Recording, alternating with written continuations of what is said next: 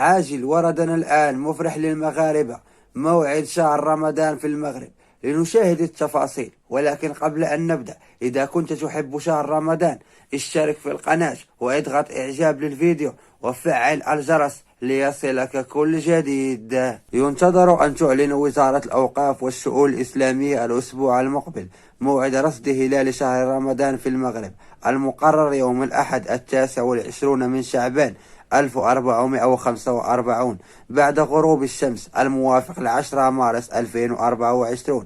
وفي المغرب سيكون أول أيام شهر رمضان المبارك يوم الاثنين 11 مارس 2024، وذلك في حالة ثبوت رؤية هلال رمضان مساء الأحد 29 شعبان. وبخلاف ذلك فإن الشهر الفضيل سيبدأ يوم الثلاثاء 12 مارس. وككل عام مع اقتراب يوم 29 من شعبان، ينتظر المسلمون في جميع أنحاء العالم تأكيد رؤية هلال القمر لتحديد بداية شهر رمضان المبارك. والأنظار تتجه نحو المغرب الذي يعتبر من أفضل الدول في العالم العربي والإسلامي في رصد هلال الشهر، ولم تسجل المملكة خلال 30 عاما الماضية أي خطأ في هذا المجال.